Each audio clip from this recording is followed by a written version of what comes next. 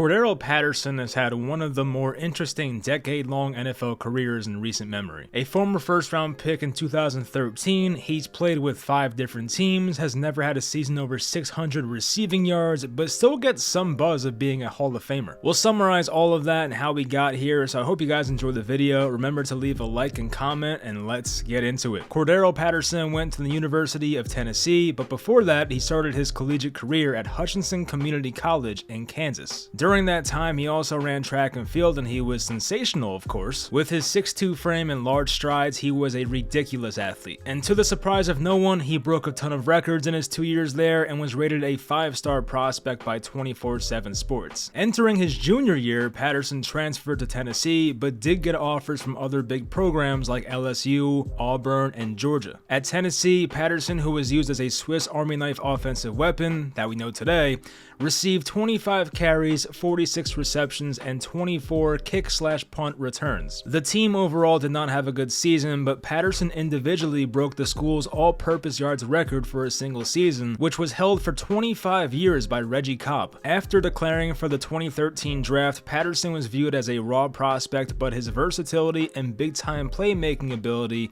was going to gauge some interest from other teams. At 6'2", 216, Patterson ran a 4.42 40 and had a 37-inch vertical. He was definitely a very intriguing prospect. During the draft, the Minnesota Vikings traded 4 picks to the Patriots to move up in the draft, and pick number 29 overall, they selected Cordarrelle Patterson. It took just 2 games for Patterson to show his game-changing ability on special teams, as he took a 105-yard kick return to the house at Chicago in week 2. The Bears' special teams had not allowed a kickoff return for a touchdown in over 5 years at that point, but Cordarrelle was just built different. In his first month in the NFL, Patterson won Special Teams Player of the Month in September, and it certainly was not his last. In week 8, Patterson tied an NFL record with a 109-yard kickoff return for a touchdown against the division rival Packers. Overall, it was not a dominant rookie season for Cordarrelle, but he did rack up 627 yards from scrimmage and led the NFL in kickoff return touchdowns with 2. The only person he trailed in kickoff return yards was Devin Hester, probably the greatest return man of all time. He was also named to the All-Pro team as a kick returner and placed 3rd in Offensive Rookie of the Year voting. In 2014, the Vikings had a lot of moving pieces: a new head coach, a new offensive coordinator, and a rookie quarterback in Teddy Bridgewater. Patterson fell out of favor with these new coaches and was buried on the depth chart during his sophomore season. In year 3 for Patterson, the playing time at receiver just kept decreasing. With Mike Wallace joining the Vikings and Stephon Diggs in his rookie year, there just wasn't much room for Patterson to play. As a receiver that year, Patterson had a grand total of 2 targets in 2015. He was also given 2 carries, so that's 4 touches on offense for the entire season for a guy who was considered an electric, game-changing athlete. But as a returner, he was still arguably the best in the league, so you can see why he stayed on the roster and still had a value. He had 2 kick return touchdowns in the span of 4 weeks, and on the season averaged 31.8 yards per return, which was the best in the NFL with at least 10 opportunities. In 2016, Patterson spent his final year in Minnesota and made his 2nd first-team All-Pro in 4 years. He did see much more playing time on offense, going from 2 targets the season prior to 70 in 2016, an increase of 68 targets. He turned those targets into 52 catches, 453 receiving yards, and 2 touchdowns, which was 4th best on the team, still trailing Stephon Diggs, Adam Thielen, and Kyle Rudolph. He did add a 104-yard kick return for his lone special teams touchdown in 2016. In 2017's offseason, Patterson signed a 2-year, $8.5 million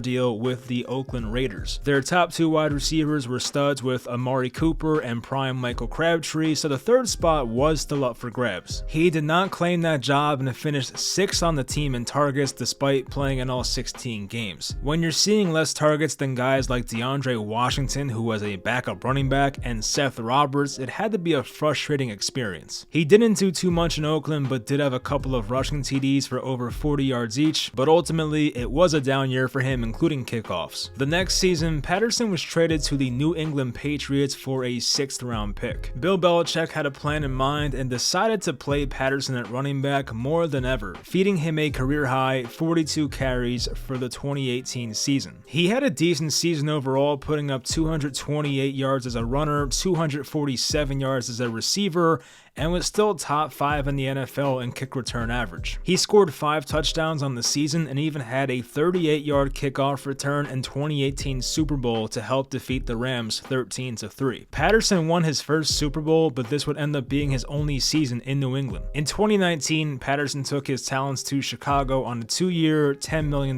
deal. And come to think of it, Bears fans were quite spoiled when it came to watching great kick returners on their team. I mean, having Cordarrelle Patterson and Devin Hester on your team in a span of like 5 years, it's pretty awesome. Anyway, Patterson's production dropped off in the rushing and receiving department, but he had a fantastic year as a returner. He led the league in return yards and won his second career Special Teams Player of the Month award. He was named a first-team All-Pro in his 2 years in Chicago, giving him 4 first-team All-Pro appearances in his first 8 NFL seasons. In Week 10 of the 2020 season against the team that drafted him, Patterson made NFL history, tying the record for most kick return touchdowns for a career. There was now a 3-way tie between Patterson, Joshua Cribbs, and Leon Washington, but at still just 29 years old, Patterson had a chance to be alone at number 1. At 30 years old entering the 2021 season, Patterson inked a 1-year, $3 million deal to join the Atlanta Falcons. Atlanta was his 5th team in 9 seasons, but this was ultimately the destination that completely unlocked Cordarrelle Patterson. Arthur Smith was in his first year as a head coach and had just come over from a very run-heavy offense in Tennessee. He wanted a guy to lean on as a lead runner, but the Falcons didn't really have anybody. It was veteran career backup Mike Davis coming off a pretty good year with the Panthers and former 5th-round pick Quadri Olison out of Pitt. Patterson ended up being the main guy and had a breakout season for over 1,100 yards and played literally everywhere on the Falcons offense that year. According to PFF, Patterson's snaps by position were 294 out of the backfield, 65 in the slot, and 97 out wide. And of course, there were other miscellaneous in there as well, but for the most part, you can see the versatility that Cordarrelle Patterson was displaying that year. Patterson was able to put up 618 rushing yards along with 548 receiving yards and 11 total touchdowns in 2021. As an 8-year veteran at that point, all of those numbers were career highs for him. He had 3 games with multiple touchdowns and was one of the most unexpected breakouts we've seen in a while. On the NFL Top 100, Patterson earned the 73rd overall spot, which was picked by NFL players themselves. He even won the NFL Most Improved Player Award, which he shared with the Cowboys corner Trayvon Diggs. In 2022, Patterson re-upped with Atlanta, taking a 2-year deal for $10.5 million.